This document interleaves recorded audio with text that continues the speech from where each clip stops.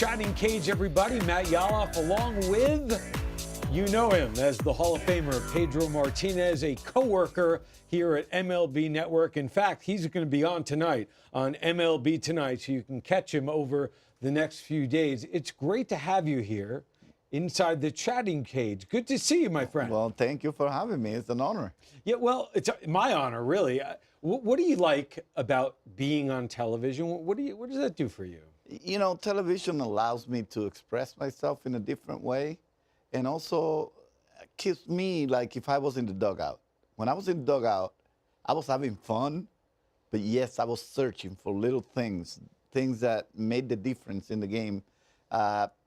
Players, why were they so successful or not? Why things happen in baseball? You have to really pay attention to the game and the details that the game has to offer in order for you to realize that every day seems to have something different to offer. And I wanted to do that while I was having fun and I was being, you know, a joker inside the dugout. But at the same time, I was paying attention to the little details. And these studios here, where we are, allows you to see not only the game, but everything that goes on around the stadium. And to me, that's so refreshing because you get to see the game from different angles, different situations. And you don't get that opportunity sometimes in the real game when you're watching from your own eyes. Right, right. Yeah, if you're in the dugout, you see one angle. Yeah, but exactly. Here we have TVs and screens everywhere. We have a crew that goes out there and gets everything for us. Everything. Everybody is on And TV. I love improvising and finding little things about the game. Well, your wisdom is so valuable to the folks here and also the people at home. But when you're not here, yes, what do you do? What do you do with yourself? I love nature. I love nature. My mom introduced me to gardening at an early age. I love seeing plants or flowers or animals grow. I just love that. I love nature. I love, you know, seeing the suburbs, going across the country, driving, fishing, going on the boat, even if you don't catch any fish. It's just relaxing to see the sea, be exposed to something different, peaceful areas. You know, as you know, in baseball, you live a really under the radar kind of life. So when you get off of it, I totally disconnect. I mean, I'm seriously saying I disconnect. So no phone? I could drop the phone inside the boat and not see the phone for as long as I am in the boat. Yes, you have responsibilities, you have kids, you have your wife, you have to call, you have to say, hey, my boat made it back. Right. You know, but if it was up to me, no phone. So it's really a huge difference. Yes. From when you played. So do you think it's a direct effect of being under a microscope for 25 years? I think it's a little bit of both. I have the passion for the things I do when I disconnect. And I also have, you know, everything that comes with it. I understand that being under the microscope is part of the things that I have to deal with. But when I disconnect, it's also part of what I like to do. And when I was under the microscope, I kind of understood that part, not precisely that I liked it. Mm. It's remarkable because in covering the game for me, Major League Baseball, roughly 20 years of MLB, I've never met a player as intense, no, I mean this, as intense during competition and as relaxed away from the field as you. And I mean that. And it's a very interesting dynamic. We have a question for you, and it's not from me, thank goodness. It's a question. Here it is. What was your mindset going to the '99 All-Star game 20 years ago, the famous game at Fenway? You know, just like everything else, I felt responsible because it was the city of Boston. It was probably the most unique All-Star game I will ever see, not because I was in it, but because of what it meant to the city, to baseball. All the players I was facing, in the air I was facing those players. I was the starting pitcher in the All-Star game, and I knew that the Boston fan base wanted to see something special. I could leave it up to Nomar, who was also an All-Star that year and could do many things, but I wanted to take responsibility for the part that I had to. And honoring Ted Williams, probably the greatest player that I ever lived. To me, I guess, brought over a little bit of responsibility to go out there and look like what he expects me to look. And not only that, having the all-century players there rose me up to the top because I wanted to say, I could be like one of you. I want to be a big leaguer like you guys were. I want to show you that I am a true big leaguer. So that led me to kind of really put it all together. Boston, the fan base, Ted Williams, all-century players.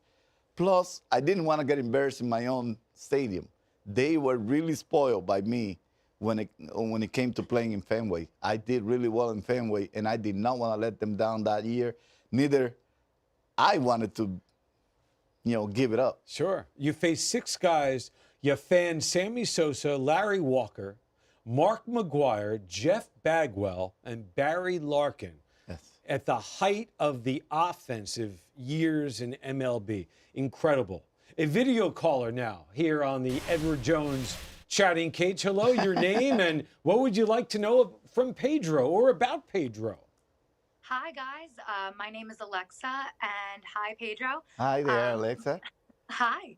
My question is, back when you played, there was such an intense rivalry between the Yankees and the Red Sox, and today we don't really see it as much.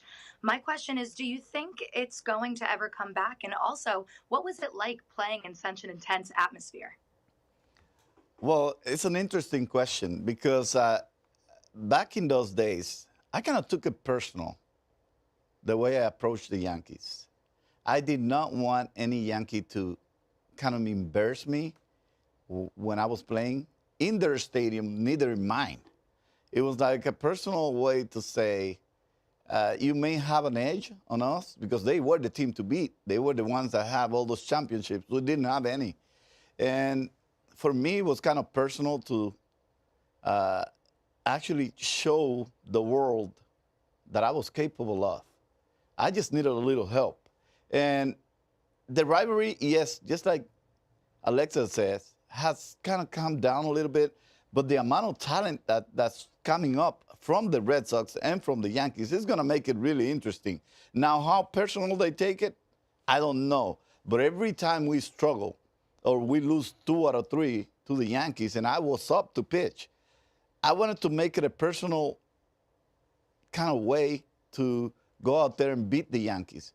And I sized myself with the pitcher that was pitching that day. And I wanted my right fielder to size himself against the right fielder and the center fielder and say, here we are. Okay, it's Roger Clemens on the mound, 4-time Cy Young Award. I'm only a Cy Young winner probably once or twice, but I'm going to size myself with you and I'm going to try to beat you. And I will go out there with that intensity that I carried normally, that chip on my shoulder, and I'll try to make it happen. You don't see that kind of intensity anymore, I guess because the players are more friendly. I guess they get to see each other so much. They don't have anything. And they don't have a reason to actually hate each other. But now Boston has won a few championships, which makes the franchise and the entire hometown relax a little bit more. Yes. I would say Boston was jealous at first because they didn't win any and the Yankees won so many. But once we did it in 04, especially the way we did it, I think the entire fan base kind of relaxed. Said, oh, we got you, and we got you in a bad way. Yeah, and now you've got them in the last 2 decades. Exactly. Boston is on top in terms of winning it all. A video caller, again, on the chatting cage. Hi, how are you, young man? What's your name, and what would you like to know?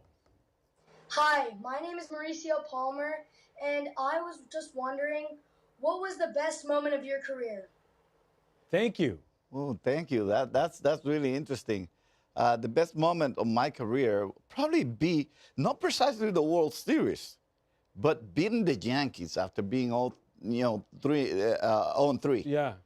I think coming back to the Yankees meant a lot more for me than it did during the World Series. The World Series, we knew we could beat St. Louis. But coming back to beat the Yankees, who in 0-3 actually made us suffer probably the worst game I ever had in my career. That's right. The worst pain I ever felt in my career for a game was in 0-3, that Game 7. And then to come back in 0-4 and beat them after being 0-3 was like more satisfying to me than it was to win the actual World Series. And yes, you want to be part of the World Series. You want to be part of the 0-4 team. And you want to be remembered as one of those guys that brought the trophy to Boston. But in a personal way, coming back in 0-4, beating the Yankees and becoming the American League champions was probably one of the biggest and more satisfying moments for me. And I like that because that is a team perspective. It's not, well, when I struck out 17, it's about the team. It's about the team. And you played for the team, not Yes. for yourself. Yes, that's right. All right, another question or comment coming your way right now at the bottom. The best at bat of your career. You were in the NL. You know, people obviously and rightfully, they think of you Red Sox. Well, Montreal in the NL, Philadelphia in the NL, the Mets in the NL. You were up a lot, 400 something times. Well, I don't pay attention much about my hitting, but I did take pride on my bunting. And I remember leading the league in sacrifices one year, right along with Tom Glavine, someone I really respect and admire. But I think one of my biggest at-bats will probably be either one against Greg Maddux, where I got the RBI for the team, or the other one will be against Tom Glavine. Well, that was the first time I ever hit the ball off the top of the wall. I thought I had a homer, but I didn't. You named two guys in Yes. the Hall of Fame who were contemporaries of yours, who played on a team that dominated the National League for 15 years. That's why I probably mentioned those two guys, because those two guys, I remember being younger, having a bad team in Montreal after we got rid of all those players, and I asked Felipe, I wanted to learn. I said, Felipe, I want to learn, and I want to find a way to learn quicker, than later. And I said, why don't you try to switch my outings so that I could face guys like Maddux, Glavine, Smoltz, and they were all in the same Eastern Division with us. Right. So I wanted to always face those guys. And it wasn't precisely because I thought I was going to win. It was just to learn how they went about their business. Always watching. Always trying to learn. Always trying to learn. Another question. They keep coming at us. Here you go. Pedro, do you think Craig Kimbrell's arm hang has any kind of effect on the hitter, the way he sets up, is what they're talking about. And how would you try to intimidate or psych out a hitter? Thank you. That's interesting. The way he hangs out with the arm like Yeah. this does not have any effect on anybody. It's just habits that we develop in order for us to feel comfortable, to get to a zone, or sometimes to distinguish ourselves about how we do things, how unique we want to be. And you have to have your own flair, your own style. You want to be yourself. You don't want to be like anybody. I always told the media when I was asked about my brother Ramon, who's 6'4", tall, good-looking player, and I was a small 5'11 and a half, and a smaller and very aggressive, very different than Ramon. Ramon was a cold-blooded. I was very intense, very aggressive, and I remember I used to say, I would love to be like my brother, but I'm not. So I cannot try to be like my brother. I have to be myself. And I was different than my brother. If you watch my brother his entire career, I was different. So Kimbrell is just different. What he does is just to be different, to be unique. And that's good because that determines his own legacy, his own way of doing things. For me, psychologically, to get to anybody, it would be this just cold-blooded look that I will give you. And if you stare me down, I will stare you down. And yes, I was smaller, but I did not feel smaller.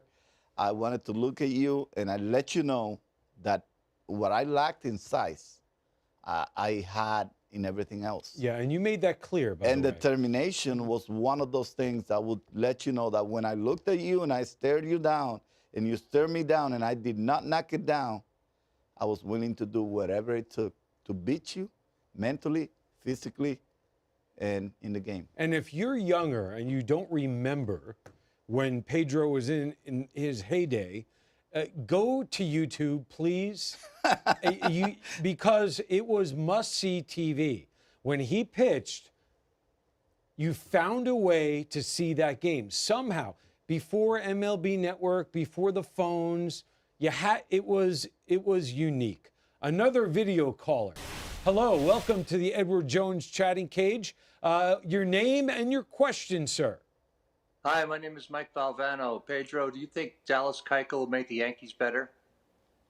I think it would. I think it would. Dallas Keuchel is a guy that has now been exposed to the postseason, even though he's not overpowering like people expect. He's a finesse pitcher, someone that knows how to mingle through the situations, navigate through situations, someone that knows how to handle big stages.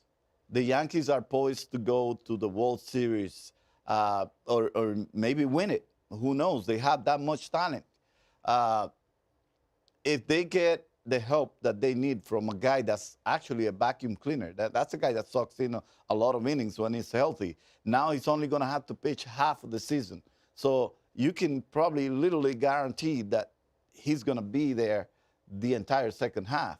So he's going to be someone that's not a strange to the moment, not a strange to the big stage, someone that really, if he gets the feel for pitching on time, could help any team, not just the Yankees, any team that picks him up. And he keeps the ball down, right? Yeah, he does. That's a big thing. But I think he does just a little bit of everything. When he has to elevate, he does it.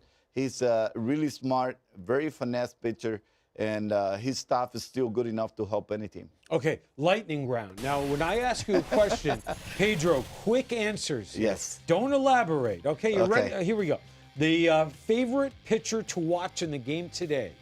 I would just say Jacob deGrom for me. Very good. Toughest batter you pitched against? Toughest batter has to be Barry Bonds. I would imagine. Best advice you received while playing? That the game keeps going on. Just keep playing the game. Never quit. Next one. Favorite ballpark to pitch in besides Fenway? I will have to say probably it's two of them: Shea Stadium and Safeco in Seattle. In Seattle. Okay. Yes. And I love Shea too. But nobody asked me, but I'm telling you, I grew up there. Anyway, favorite teammate you played with?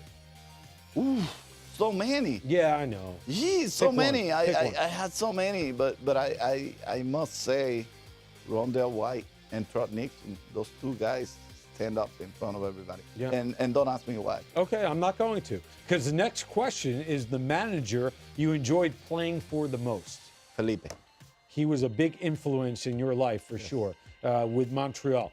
Best thing you ever bought yourself? I would say, given the fact that I had only made that entire postseason and the month I played, was a Reggie Jackson sign ball. Ooh. I paid all $250 that I had for a Reggie Jackson sign ball in a silent auction. Wow. $250? $250. All $250 I made the entire month. That's incredible. Yeah, that was in For April. Mr. October. Very Yes. good. For some Yankee fans that didn't know I had idols and people I like. Reggie. Rule change that you would like to see in MLB? Rule change, would be the athletes like, believe it or not, it has changed so much the way the game is perceived. Lost the aggressiveness, lost too many complaints. So stop complaining would be the rule. Yeah, too much whining. No whining. No whining. That's a new rule. We're implementing it tonight. And finally, who will win the AL East in 2019? I'm hoping it's the Red Sox, but I think it's going to be the Yankees. Okay. Pedro Martínez, the one and only Hall of Famer, and I'm proud to say coworker as well. Thank you for watching the Edward Jones Chatting Cage. You can see Pedro on MLB Tonight. In fact, at 6 o'clock Eastern Time, that show, I'll be sitting down with Pedro to talk about a whole bunch of different topics that have nothing to do with what we just did here in the Chatting Cage. Take care.